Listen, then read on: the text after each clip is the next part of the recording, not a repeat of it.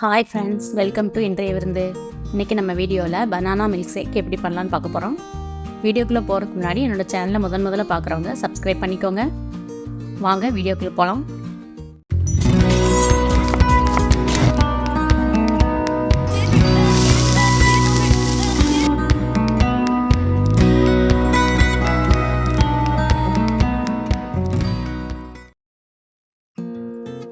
Milk shake பண்ணுறதுக்கு 4 செவ்வாழை பழம் எடுத்திருக்கேன். தொலியை எடுத்துகிட்டு நம்ம கட் பண்ணி மிக்ஸி ஜாரில் போட்டுக்கலாம்.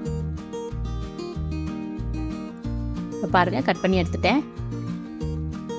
4 பேரிச்சம்பழத்தை கொட்டையை நீக்கிட்டு எடுத்து வச்சுருக்கேன். அதையும் ஆட் பண்ணிட்டேன். ஒரு 10 முந்திரி ஆட் பண்ணியிருக்கேன். அதுக்கப்புறமா தேன் ஒரு 3 டீஸ்பூன் ஆட் பண்ணிக்கலாம். இது இனிப்பு டேஸ்ட்டுக்காக.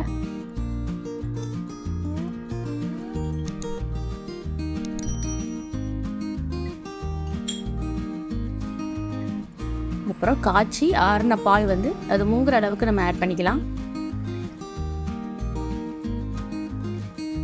நல்லா மிக்சியில் அடித்து எடுத்துகிட்டு வந்துடணும். பாருங்கள், எடுத்துகிட்டு வந்தாச்சு, ரெடி ஆயிடுச்சு. நல்லா ஹெல்த்தியான பனானா மில்க் ஷேக் ரெடி ஆயிடுச்சு. நீங்களும் இதை ட்ரை பண்ணி பாருங்கள். 10 நிமிஷத்தில் ரெடி பண்ணிடலாம். இந்த ரெசிபி உங்களுக்கு பிடிச்சிருந்தா லைக் பண்ணுங்கள், ஷேர் பண்ணுங்கள், கமெண்ட் பண்ணுங்கள்.